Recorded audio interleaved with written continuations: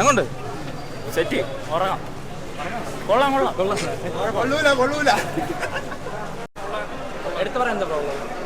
ആക്ഷനായിരുന്നു, നല്ല ആക്ഷനായിരുന്നു, കൊള്ളായിരുന്നു, നല്ല പടമായിരുന്നു. അത്രയ്ക്കുള്ള വയലൻസ് ഉണ്ടോ? ഉണ്ട്. അടിപൊളി പടം, ഒരു രക്ഷയില്ല. ധനുഷിന്റെ ഡയറക്ഷനൊക്കെ സൂപ്പർ ആയിരുന്നു, ഫസ്റ്റ് തൊട്ട് ലാസ്റ്റ് വരെ. വയലൻസ് അത്രയ്ക്കുണ്ടോ? കാരണം സർട്ടിഫിക്കറ്റ് എ അല്ലേ, അത്രയ്ക്ക് വയലൻസ് ഉണ്ടോ? ആ ഉണ്ട്, നല്ല അത്യാവശ്യം നല്ല വയലൻസ് ഉണ്ട്. ധനുഷ് മാസ്. ചേട്ടാ എങ്ങനെയുണ്ട്? കുഴപ്പമില്ല, കണ്ടോണ്ടിരിക്കും. എന്താ എടുത്ത് പറയാൻ? ധനുഷൊക്കെ എങ്ങനെ ഉണ്ടായിരുന്നു?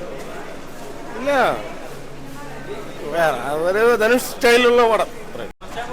സെക്കൻഡ് ഹാഫ് പോരാ, ഒരു ബലമല്ല സെക്കൻഡ് ഹാഫ്. ഒരുപാട് ട്വിസ്റ്റൊക്കെ വന്നിട്ടുണ്ട്, പക്ഷെ എന്നാലും ആ ഒരു ഇമ്പാക്ട് ഇല്ല. ഫസ്റ്റ് ഹാഫ് ഇന്റർവെൽ വരെയൊക്കെ അടിപൊളിയായിരുന്നു. സെക്കൻഡ് ഹാഫ് ധനുഷ് എങ്ങനെയുണ്ട്?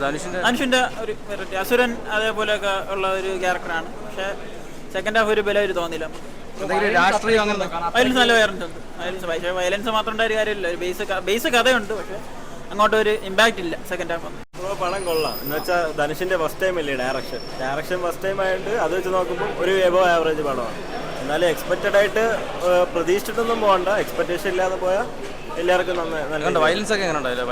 അത്യാവശ്യം വയലൻസ് ഒക്കെ ഉണ്ട്. പിന്നെ ഓരോ ഫ്രെയിം ഒക്കെ ആണെങ്കിൽ ധനുഷിന്റെ ഫസ്റ്റ് പടമല്ലേ, അപ്പൊ ആ ഒരു എക്സ്പെക്ടേഷനിൽ പോയാൽ മതി, അതിൽ കൂടുതലൊന്നും വെക്കണം. അടിപൊളിയായിട്ടുണ്ട്. കാര്യം ധനുഷിന്റെ 50ാമത്തെ സിനിമ കിടക്കിയിട്ടുണ്ട്. വേറെ ഒന്നുമല്ല, BGM ഒക്കെ അടിപൊളിയായിട്ടുണ്ട്. ഫൈറ്റ് ആയിരുന്നാലും ആക്ഷൻ എല്ലാം അടിപൊളിയായിട്ടുണ്ട്, സൂപ്പറായിട്ടുണ്ട്.